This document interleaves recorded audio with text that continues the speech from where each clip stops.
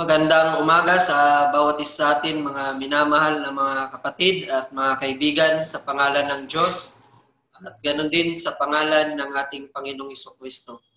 Kinagagalak natin mga kapatid na sa muli tayo ay nasa ganitong sitwasyon na tayo ay nag-aaral muli sa salita ng ating Panginoong Diyos at ating alalahanin mamaya ang sakripisyo ng ating Panginoong Jesucristo, ang pagtanggap natin sa tinapay at bino na siyang sumisimbolo sa kanyang katawan at dugo. Bilang formal na simulan ang ating gawain mga kapatid, inaanyaan natin ang lahat na tayo ay manalangin. Let us pray. O Diyos na dakila at mapagpala at makapangyarihan sa lahat, Diyos na siyang may lalang ng langit at lupa, Diyos ng aming mga magulang sa pananampalataya na sina Abraham, Isaac at Israel, muli po Panginoong Diyos, kami ay nagpapasalamat sa iyo, lalong-lalo na sa buhay na iyong pinagkalob sa amin. Pinapasalamatan ka rin namin Panginoong Diyos sa oras na ito na kami ay yung pinagbuklod-buklod, bagaman hindi sa pisikal na pagsama-sama Panginoong Diyos, kundi kami ay nagsama-sama sa pang-espiritual na kaisipan at damdamin na siyang mag-aaral sa iyong banal na salita. Nawa Panginoong Diyos, sa aming gawain sa umagang ito ay gabayan mo kami, pagkaloob mo sa bawat isa amin ang karunungan at ganon din ang pagkaunawa sa iyong banal na salita. Nawa Panginoong Diyos ay bigyan mo kami ng malinis na puso at ganon din ang kaisipan, nang sa ganon Panginoong Diyos ay makuha namin ang mga mensahe na nais mong iparating sa bawat isa amin na siyang aming gagamitin sa aming paglalakbay tungo sa kaharian na siyang itatatag ng aming Panginoon. Nawa Panginoong Diyos ay maganap namin ang gawain ito na matiwasay at walang magiging balakid o maging problema man. Ang lahat ng ito, Ama, aming dinadalangin sa iyo sa tayong pangalan ng iyong buktong na anak na walang iba kundi aming Panginoong Jesucristo na siyang aming dakilang tagapagligtas at tagapamagitan. Amen. Sa muli mga kapatid at mga kaibigan, sa pangalan ng Diyos at ganoon din sa pangalan ng ating Panginoong Jesucristo, ako'y bumabati sa inyong lahat ng magandang umaga. Ang ating reading sa umagang ito mga kapatid na siyang pagkukunan natin ng eksortasyon ay makikita sa sulat ni Apostol Pablo para kay Timoteo. 1 Timothy chapter 4, at aking babasahin mga kapatid at inyo na lamang susundan ang nakasaad sa ating reading. Ulitin po natin, ito po ay matatagpuan sa 1 Corinthians chapter 4. 1 Timothy chapter 4. Aking babasahin ang sinasabi sa verse 1. Ngunit hayag na sinasabi ng Espiritu na sa mga huling panahon ang iba'y magsisitalikod sa pananampalataya at mga kikinig sa mga espiritong mapanghikayat at sa mga aral ng mga demonyo. Sa pamamagitan ng pagpapaimbabaw ng mga tao ay nagsisipagsalita ng mga kasinungalingan na hiniruhan ang kanilang mga sariling budhi na waring bakal na nagbabaga. Na ipinagbabawal ang pag-aasawa at pinag-uutos na lumayo sa mga lamangkati na nilalang ng Diyos upang tanggapin na may pagpapasalamat ng mga nagsisisampalataya at nangagkakaalam ng katotohanan. Sapagkat ang bawat nilalang ng Diyos ay mabuti at walang anumang nararapat na itakwil kung tinatanggap na may pagpapasalamat. Sapagkat pinakababanal sa pamamagitan ng salita ng Diyos at ng pananalangin. Kung ipaalala mo sa mga kapatid ang mga bagay na ito, ikaw ay maging isang mabuting ministro ni Kristo Jesus na kinandili sa mga salita ng pananampalataya at ng mabuting aral na sinusunod mo hanggang ngayon. Datapwat itakwil mo ang mga kathang masasama at walang kabuluhan, at magsanay ka sa kabanalan.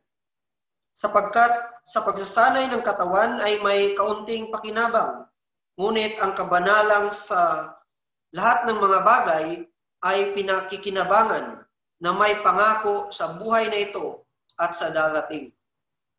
Tapat ang pasabi at nararapat tanggapin ng lahat.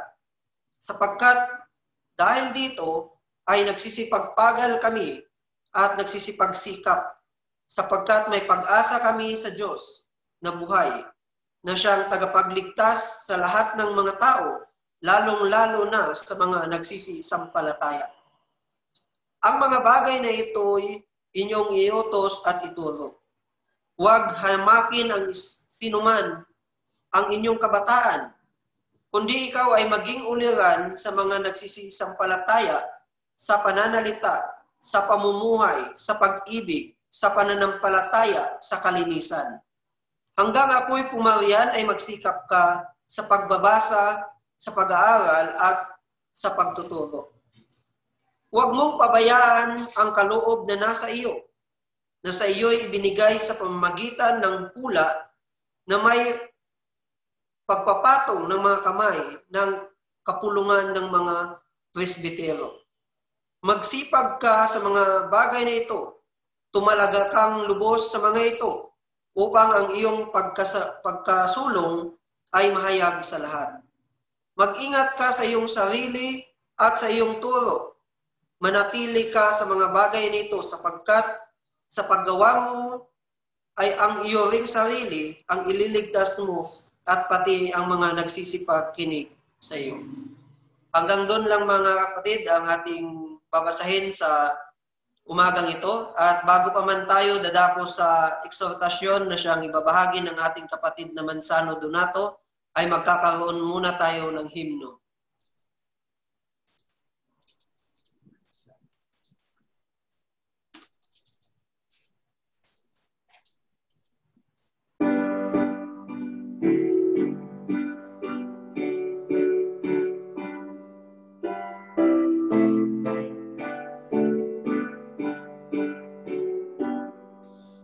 God be the glory, great things he has done. So loved he the world that he gave us his Son, who yielded his life and atonement for sin, and opened the heavens that we may go in.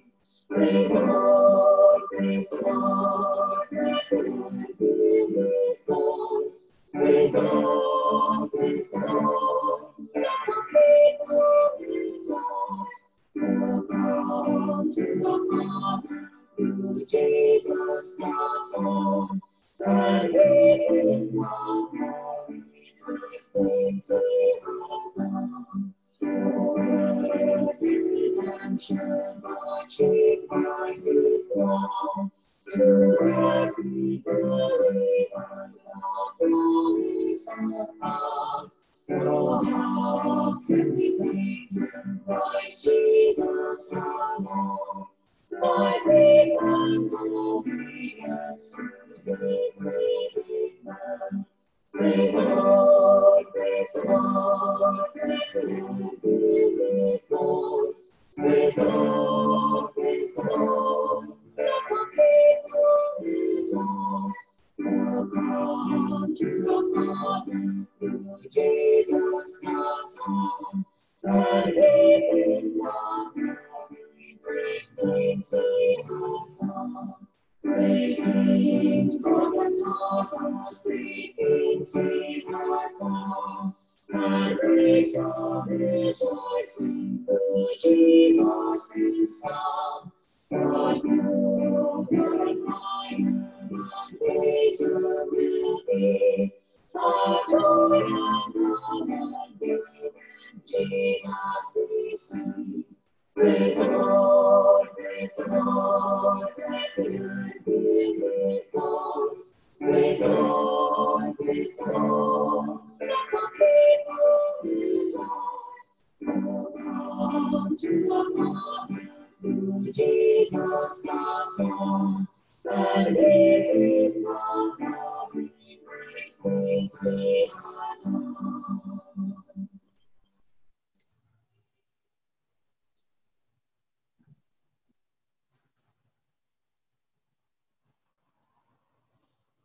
At sa pagkakataong ito mga minamahal na mga kapatid at mga kaibigan, tayo ay dadako sa ating eksoltasyon at inanyayahan ang lahat na makinig sa salita ng ating Panginoong Diyos sapagkat sinabi ng banal na kasulatan, mapalad ang nakikinig sa hula ng Espiritu at tayo mga kapatid ay narito sa oras na ito upang muli nating saliksikin ang ating sarili sa pamamagitan ng eksortasyon na siyang ating mapapakinggan. Atin ngang hilingin ang ating kapatid na Mansano Donato na siyang magbibigay ng eksortasyon.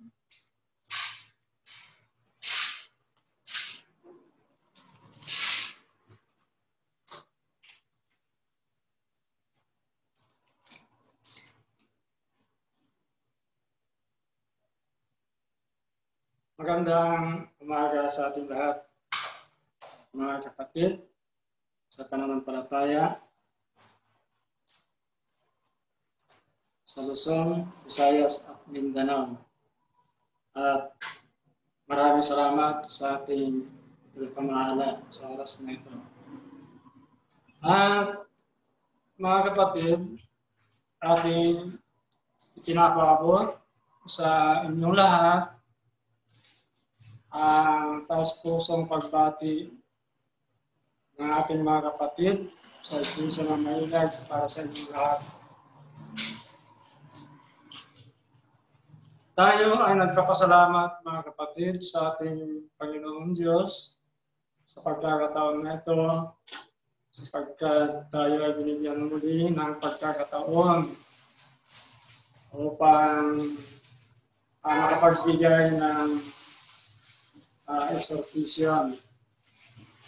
Ginawa tayo ng ating Panginoong Diyos na kinutawan upang makapagbigay ng mga aral na ang mga aral na ito ang siyang nagbibigay sa atin ng tibay ng ating paglalakbay sa sanlibutan ito ang tungkol sa mga salita ng ating Panginoong Diyos. Kaya sa oras na ito mga kapatid, ihanda natin ang ating mga kanya-kanyang mga sarili upang ating mapakinggan ang mga makapagbibigay sa atin ng tibay sa ating mga pananampalataya. At kung maaraw-araw natin mga kapatid, ano man ang mga bagay na nakapagbibigay sa atin ng pagsubok para sa ating mga sarili tulad sa nangyayari sa panahon ito. Ito ay isang paraan upang lalo nating mapagtibay ang ating mga pagkakaisa. Lalo na sa pagsasaliksik natin sa mga walang salita ng ating Panginoong Diyos. Sa oras na ito, mga kapatid, napili natin ang 1 Timoteo chapter 4 sapagkat ito ay may paksa na tunay na pananampalataya. Unang-una, bago tayo dadako sa ating binasa, mga kapatid, ay titingnan muna natin kung ano ang pagkatao ni Timoteo. Sino nga baga si Timoteo, mga kapatid? Si Timoteo, batid natin lahat, mga kapatid, na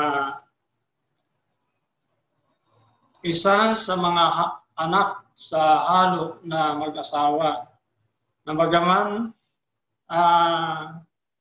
sinumpa sa pamamagitan ng pasya sa istriktong mga Hudyo.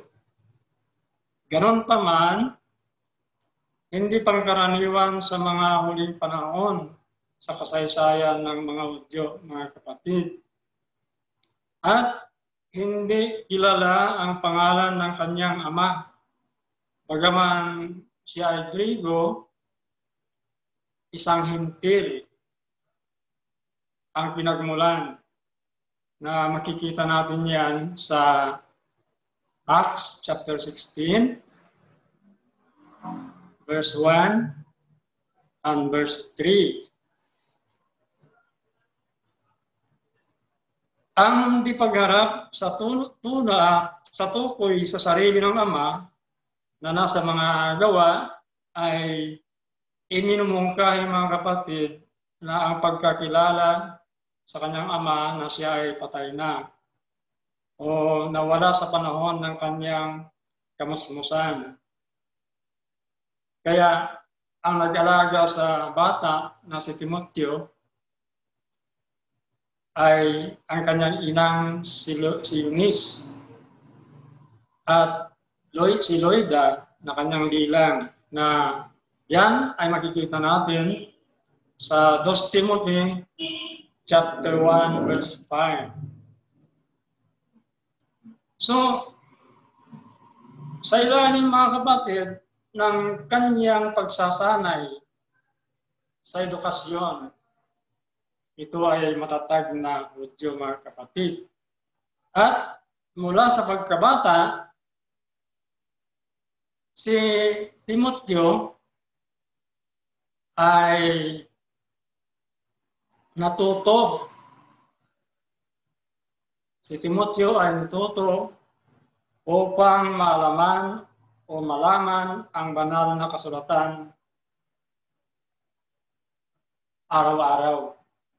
So, yan ang ilang mga bahagi lamang ng ating napag-alaman, mga bagay na ating napag-alaman tungkol sa pagkatao ni Timoteo. Subalit, marami pang makikita tayong mga kaalaman tungkol kay Timoteo sa banal na kasulatan. So ngayon tayo dadako sa ating reading mga kapatid. Sa 1 Timoteo chapter 4 verse 1 and 5. Basahin natin at yan ito ang sinasabi. Ngunit hayag na sinasabi ng Espiritu na sa mga huling panahon, ang iba ay magsisitalikod sa pananampalataya at makikinig sa mga espiritong mapanghikayat at sa mga banal at sa mga aral ng mga demonyo. Sa pamamagitan ng pagpapahimbabaw ng mga tao na nagsisipagsalita ng mga kasinungalingan, na hiniruhan ang kanilang mga sariling budi ng waring bakal na nagbabaga, na pinagbabawal ang pag-aasawa at ipinag-uutos na lumayo sa mga lamang kati na nilalang ng Diyos upang tanggapin na may pagpapasalamat ng mga nagsisisampalataya at nakakaalam ng katotohanan, sapagkat ang bawat nilalang ng Diyos ay mabuti at walang anumang nararapat na takwil kung tinatanggap na may pagpapasalamat, sapagkat pinakababanal sa pamamagitan ng salita ng Diyos at ng panalangin. Mga kapatid, ating mapupuna sa mga talatang ito ang pagpapasalamat ni Apostol Pablo o pagmamalasakit ni Apostol Pablo, mga kapatid, na matunog na aral na inilalarawan sa harap ng mga mananampalataya. Napakatunog ang kanyang mga salita na ngayon hayag na sinasabi ng Espiritu. Kung ilarawan natin, mga kapatid, ito ay hindi na kailangang itanong. Nasaan ang nagsasabi? Nasaan ang nagsasabi nito? Dahil ito ay madalas na nangyayari. Ito ang masamang mga gawain na kaugalian sa huling mga araw na nauuna ang wakas ng panahon. Mga kapatid, tungkulin ni Apostol Pablo, di ba? Para sa katangian ng Espiritu. Ang tahimik na pagkakaiba mula dyan ay mahahanap natin sa tunay na mga sulat ni Apostol Pablo. Doon, ang Espiritu ay isang napakahalaga na lumikha ng masiglang kapangyarihan. Dito ay ang tagapag-ingat ng tunay na aral, hindi salungat na nagsasabi sa mga magsisitalikod sa pananampalataya na ito yung mabuting bagay na ipinagkatiwala kay Timothy, na kanyang ingatan sa pamamagitan ng Espiritu Santo na mananahan sa atin. Tingnan natin ang 2 Timothy chapter 1 bilang patunay natin. 2 Timothy chapter 1 verse 14. Na ganito ang sinabi ng Apostol Pablo sa kanyang anak, "Yaong mabuting bagay na ipinagkatiwala sa iyo ay ingatan mo sa pamamagitan ng Espiritu Santo na nananahan sa atin." Mga kapatid, ang pananampalatayang yan, kabilang ang tiyak na ugali tungkol sa pag-aasawa at ang pagpapahalaga sa mga pagkain. Palibhasa'y mabuti dahil sila ay nilalang ng Diyos. Dahil dito, itinakwil ni Apostol Pablo yung mga walang asawa na nagtuturo at gumagawang walang anuman. Ito'y walang sala, mga kapatid. Pagmabuti ang pagmamalasakit natin sa Iglesia. So, yan ang isang napansin natin, napunan natin na bilang komento sa verse 1 to 5. So, ipagpatuloy natin, mga kapatid, ang ating reading. Ating titingnan ang ministro ng pananampalataya na sinasabi ni Apostol Pablo. Basahin natin sa verse 6 hanggang 15. Balikan natin ang ating reading, verse 6 hanggang 15. Sinabi ni Apostol Pablo, "Kung ipaalaala mo sa mga kapatid ang mga bagay na ito, ikaw ay magiging isang mabuting ministro ni Kristo Jesus na kinakandili sa mga salita ng pananampalataya at ng mabuting aral na sinusunod mo hanggang ngayon. Natapat, itakwil mo ang mga kathang masasama at walang kabuluhan at magsanay ka sa kabanalan, sapagkat sa pagsasanay ng katawan ay may kaunting pakinabang. Ngunit ang kabanalan sa lahat ng mga bagay ay pinakikinabangan na may pangako sa buhay na ito at sa darating. Tapat ang pasabi at nararapat tanggapin ng lahat, sapagkat dahil dito ay nagsisipagpagal kami at nagsisipagsikap, sapagkat may pag-asa kami sa Diyos na buhay, na siyang tagapagligtas sa lahat ng mga tao, lalong-lalo na sa mga nagsisisampalataya. Ayon sa ating binasa, mga kapatid, sa mga talatang ito, kapuna-puna yung mga paalaala ni Apostol Pablo. Si Timoteo ay pinaalalahanan para magturo sa Iglesia. Ito ang mga bagay na tinuro ni Pablo. Kapag ito ay kanyang nagawa, siya ay magiging isang mabuting ministro ni Kristo Jesus, na makikita natin yan sa verse 6.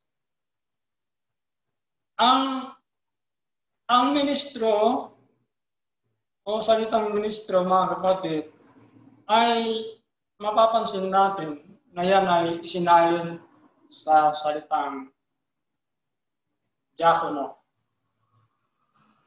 Sa verses 8 to 13 ng chapter 3. Kung ating titingnan, mga kapatid, 8 to 13 ng chapter 3.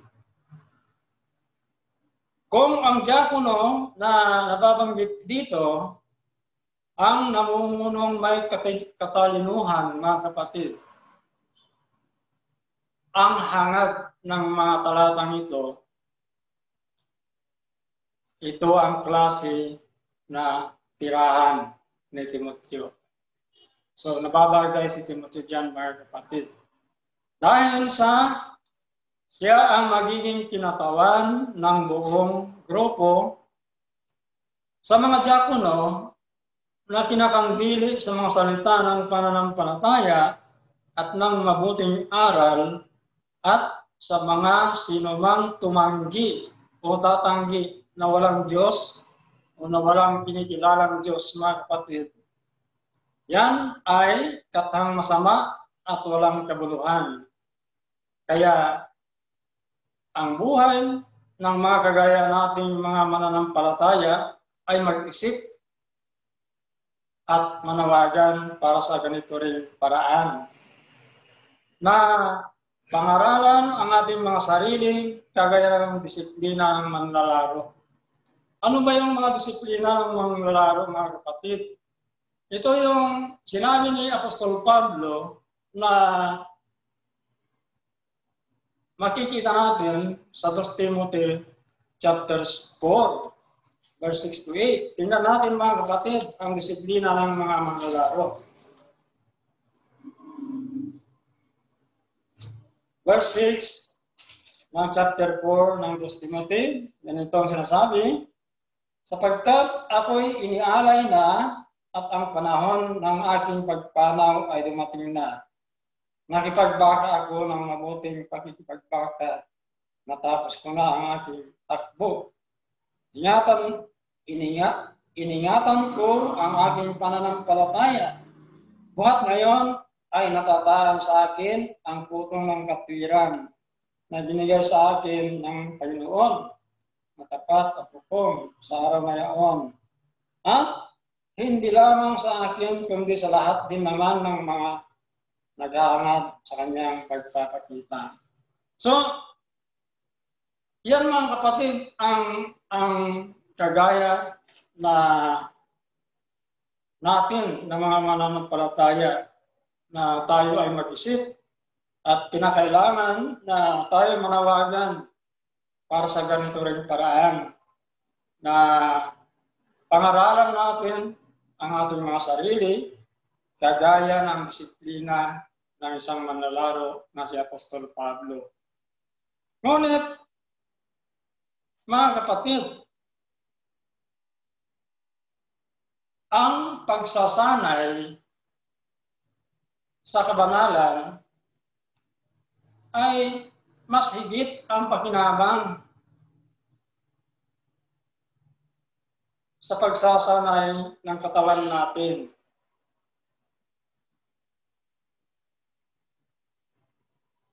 Sapagkat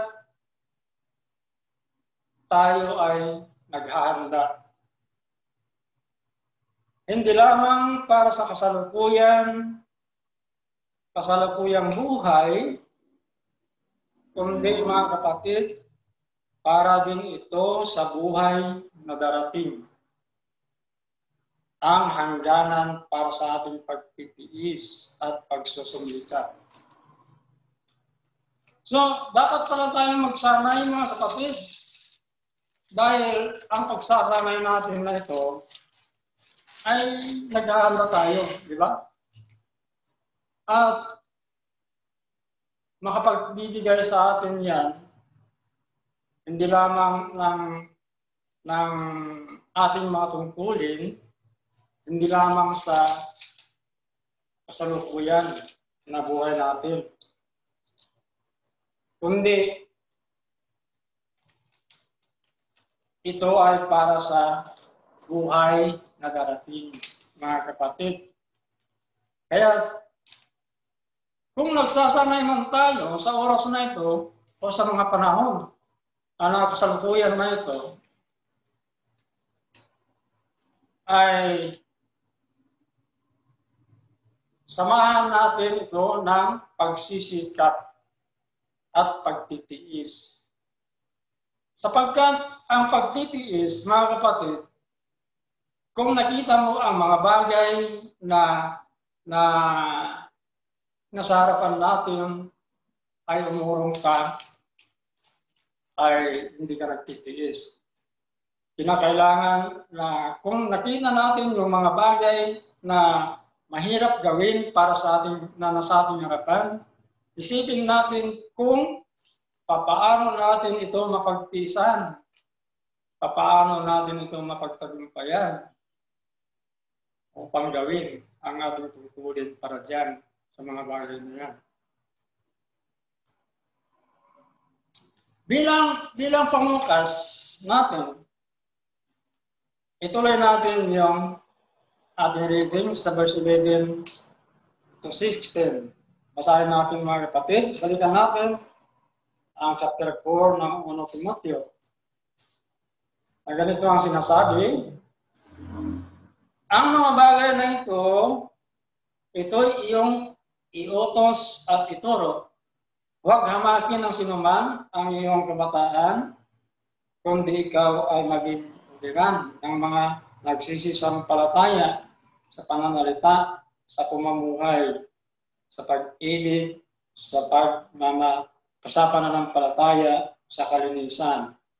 Hanggang ako'y pumarihan ay magsikap ka sa pagbasa, sa pangangaral, sa pagtuturo. Huwag mong pabayaan ang kaloob ng Diyos. Ang kaloob na nasa iyo ibinigay sa pamamagitan ng hula na may pagpapatong ng mga kamay ng kapulungan ng mga presbitero. Magsipag ka sa mga bagay na ito, tumalaga kang lubos sa mga ito upang ang iyong pagkasulong ay mahayag sa lahat. Mag-ingat ka sa iyong sarili at sa iyong turo. Manatili ka sa mga bagay na ito sapagkat sa paggawa nito ay ang iyong sarili ang ililigtas mo at pati ng mga nagsisipagilid sa iyo. Mga kapatid,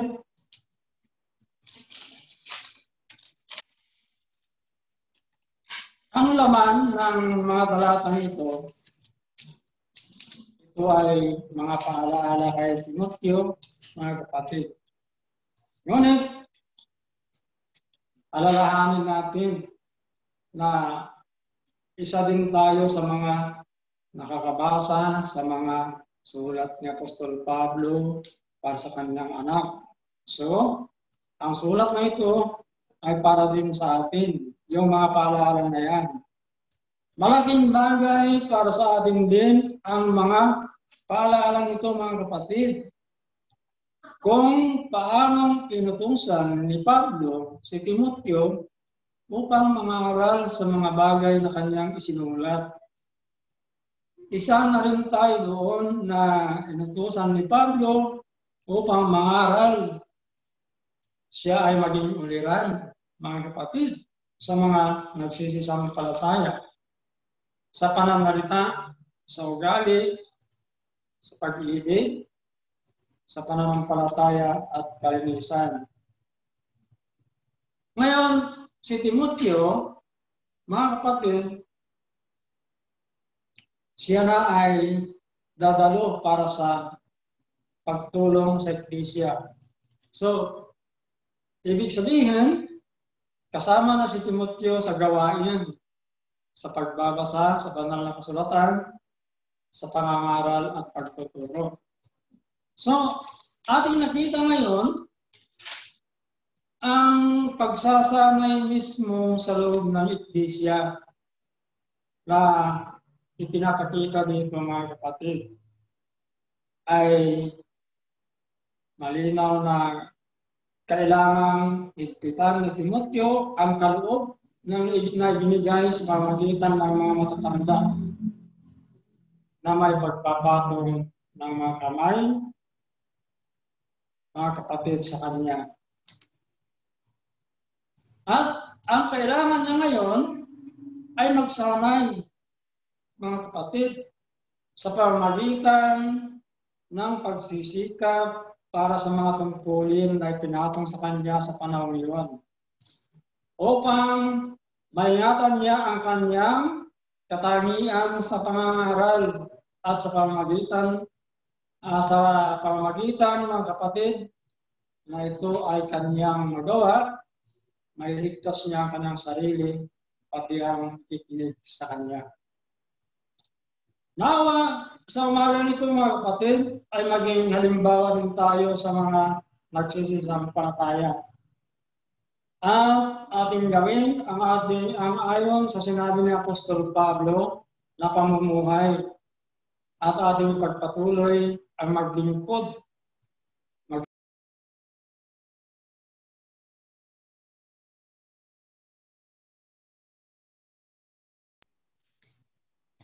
tulad sa ipinuro ni Apostol Pablo sa kanyang anak, mga kapatid, para sa Iglesia. At tayo ay manatili sa mga salita ng ating Panginoong Hesus at sa araw na ayon sa kabanalan, sapagkat ang kabanalan na may kasiyahan ay malaking pakinabangan, mga kapatid. At bilang kahuli-hulihan, tingnan natin ang hiwaga o lihim ng mga mananampalataya, mga kapatid. Balikan natin, puntahan natin yung chapter 3, mga kapatid, ng Timoteo. 1 Timoteo chapter 3, verse 14 to 16. Bilang kahuli-hulihan, mga kapatid. Basahin natin. Ganito ang sinasabi. 14 to 16 ng chapter 3. Ang mga bagay na ito ay aking isinusulat sa iyo na inaasahang makakarating sa iyong madali. Ngunit, kung ako'y magluwat ng mahabang panahon, ay upang maalaman mo kung paano ang dapat sa mga tao na ugaliin nila sa bahay ng Diyos, na siyang iglesia ng Diyos na buhay at haligi at suhay ng katotohanan. At walang pagtatalo, dakila ang hiwaga ng kabanalan.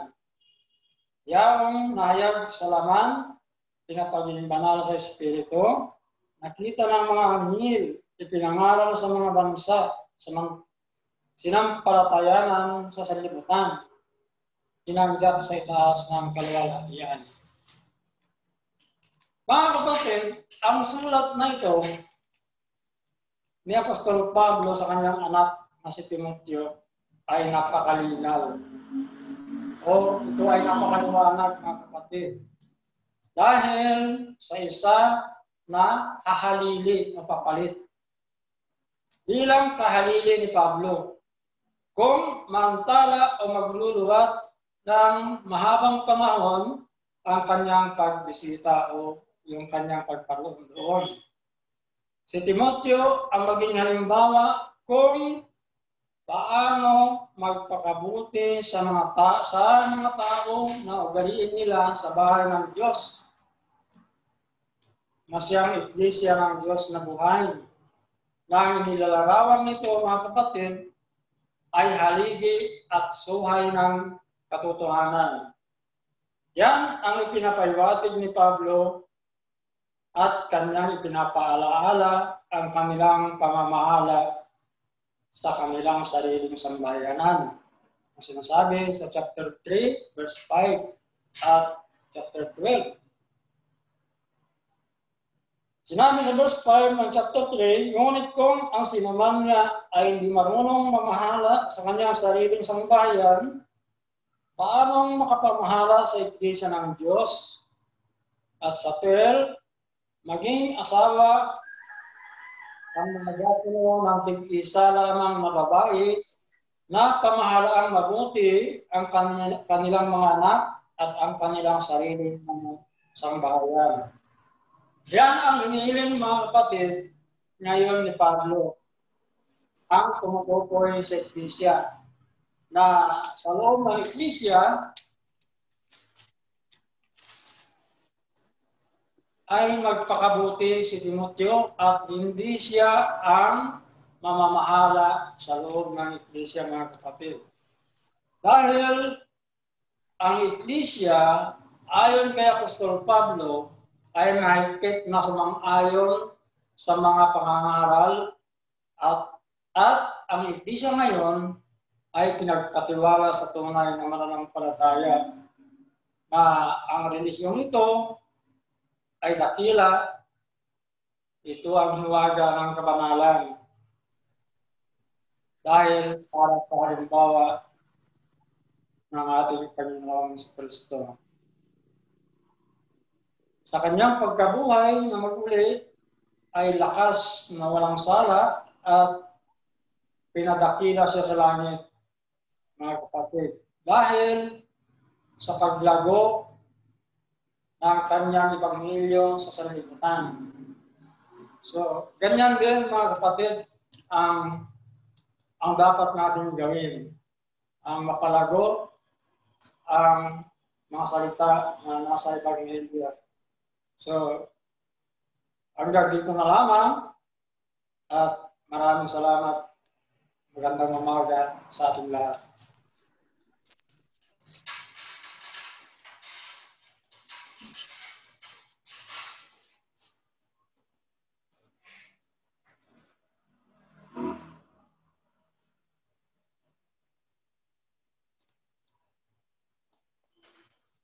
Salamat kapatid na Mansano sa isang napakagandang eksortasyon sa araw na ito. Nanawa mga kapatid ay magkaroon tayo ng self-discipline, hindi lamang sa araw ng linggo, kundi sa pang-araw-araw na pamumuhay natin. Na ating pagsanayan ang kabanalan sa ating Panginoong Diyos, sapagkat ito ay mas lalong mahalaga kaysa sa pagsasanay ng ating mga katawan. At tayo nga mga kapatid ay dadako na sa pinakamahalagang bahagi ng ating pagparito, ang pagtanggap natin sa tinapay at bino.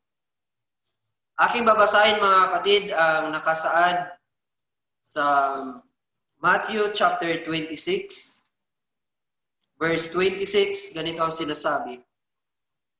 At samantalang sila'y nagsisikain, ay dumampot si Jesus ng tinapay at pinagpala at pinagputol-putol at ibinigay sa mga alagad at sinabi, kunin ninyo, kanin ninyo, ito ang aking katawan. At dumampot siya ng isang saro at nagpasalamat at ibinigay sa kanila na nagsasabi, magsiinom kayong lahat dyan, sapagkat ito ang aking dugo ng tipan na nabubuhos dahil sa marami, sa ikapagpapatawad ng mga kasalanan.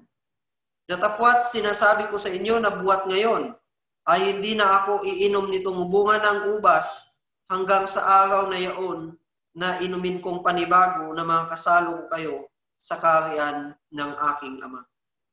Narito mga kapatid ang tinapay at bino na siyang sumisimbolo sa katawan at dugo ng ating Panginoong Jesucristo. Bago natin tanggapin ang mga bagay nito, tayo muna'y manalangin para sa tinapay. O Yahweh, Diyos na kataas-taasan sa lahat, muli po Panginoong Diyos, kami po ay nagpapasalamat sa mga aral na iyong pinagkaloob sa amin, kalakip ng aming pagsasaliksik sa aming mga sarili. Muli po Panginoong Diyos, nasa aming harapan ang tinapay na siyang sumisimbolo sa katawan ng aming Panginoong Jesucristo. Aming idinadalangin sa iyo Panginoong Diyos ang iyong pamamasbas at ganoon din sa bawat isa amin na magsisitanggap nito. At nawa Panginoong Diyos, pakalinisin mo kami sa pagtanggap nito. Nang sa ganoon Panginoong Diyos ay magkaroon ng isang magandang kabuluhan ang aming ginagawa. Ang lahat ng ito ang aming dinadalangin sa iyo sa tayong pangalan ng iyong buktong na anak na walang iba kundi aming Panginoong Jesucristo na siyang aming dakilang tagapagligtas at tagapamagitan. Amen.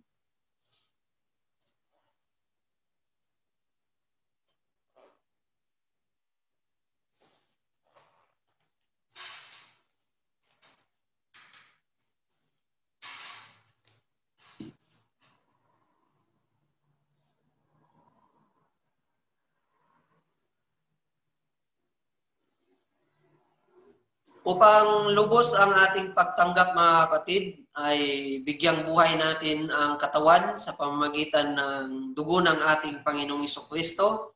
Sa muli mga kapatid, inanyayahan natin ang lahat na tayo ay manalangin para sa bino.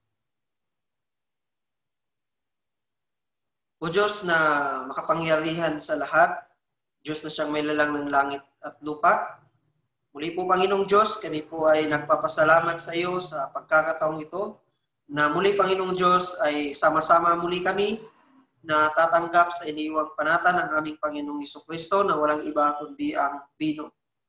Narito Panginoong Diyos sa aming harapan ang bino na siyang sumisimbolo sa dugo ng aming Panginoong Jesucristo na ibinuhos upang sa ikapagpapatawad ng kasalanan na siyang dumaan ng paghihirap ay aming idinadalangin sa iyo, Panginoong Diyos, ang iyong pamamasbas at ganun din sa bawat isa amin na magsisitanggap. Ang lahat ng ito, Ama, aming idinadalangin sa iyo sa tayong pangalan ng iyong buktong na anak na walang iba kundi aming Panginoong Jesucristo na siyang aming dakilang tagapagligtas at tagapamagitan. Amen.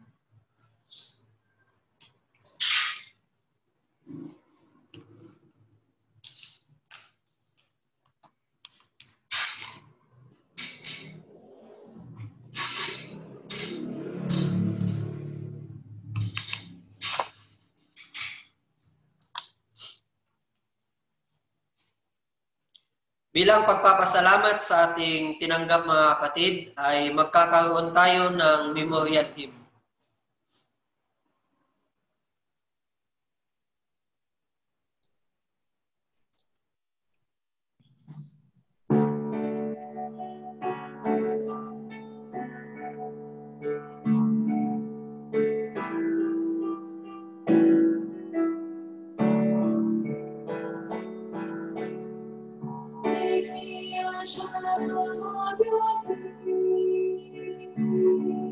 Where there is hatred, let me bring your love.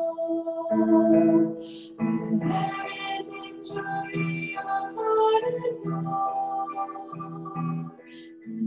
Balance our true faith in you.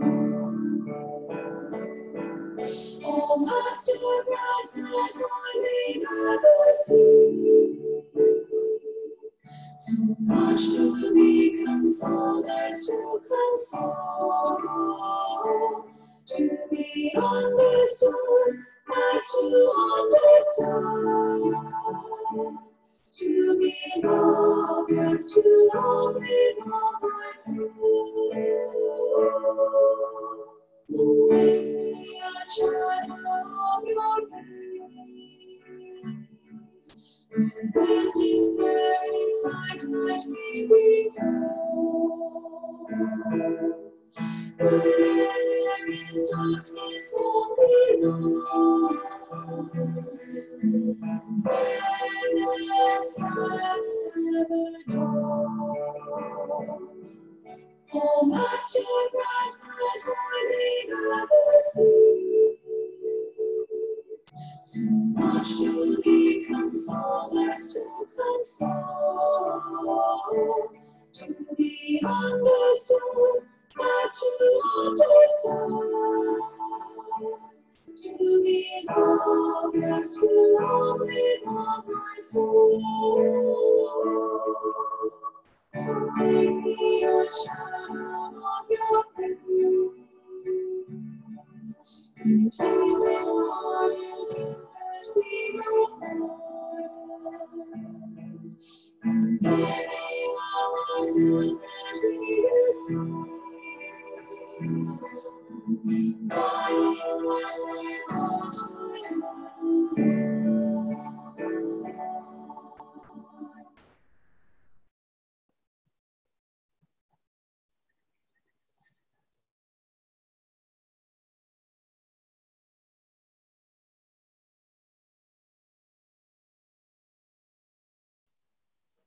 Bago tayo magtatapos sa ating gawain sa araw na ito mga kapatid, dadako muna tayo sa announcement. Ang magbibigay ng eksortasyon sa susunod na linggo ay pangungunahan ng Quezon City Ecclesia. Ang exhorter natin ay si Brother Noli Lagasca at ang presider ay si Brother John Isaac Cruz.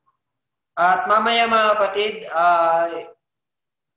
2 p.m. ay magkakaroon ng exam ang mga Sunday School sa virtual class na pangungunahan ng ating kapatid na Judel Hamis. At sa susunod na Sabado, magkakaroon muli tayo ng virtual Bible class na pangungunahan ng ating facilitator na Brother Efren Pacon. At ang ating speaker ay si Brother Simon Dodson. So siguro yun lang mga kapatid ang ating announcement. At sa ilang announcement ay ipopost na lang doon sa thought of the day na group chat mga kapatid. At sa ating pagtatapos ay magkakaroon muli tayo ng closing hymn. At sa closing prayer ay ibigay natin muli sa ating kapatid na Mansano Donato.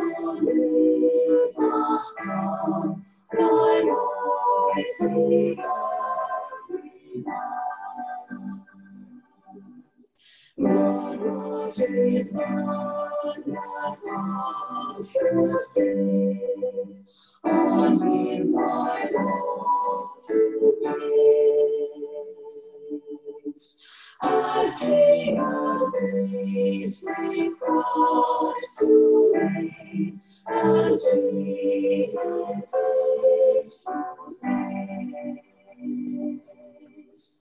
O Lord, how excellent Thy name, how manifold Thy grace. Let Thy mercy and truth proclaim, His joy will turn my praise.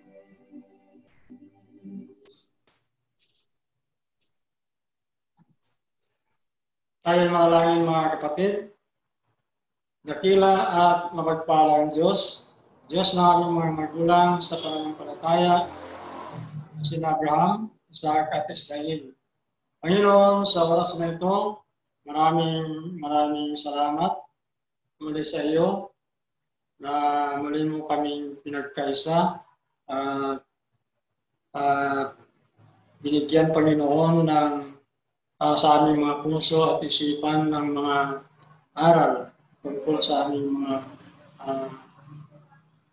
pananampalataya na kami ay manatili hanggang sa pagbabalik ng aming Panginoong Jesucristo dito sa ibabaw ng lupa. Panginoon, sa oras na ito ay iyong iukit ang mga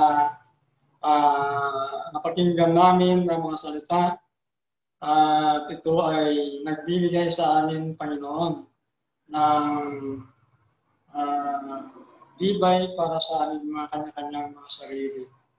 At yung iukit sa aming mga puso at isipan ang mga halimbawa ni Timoteo maging uliran para sa mga nagsisampalataya na ito rin ang dapat para sa amin na mga nagsisampalataya na manatili sa aming mga puso at isipan.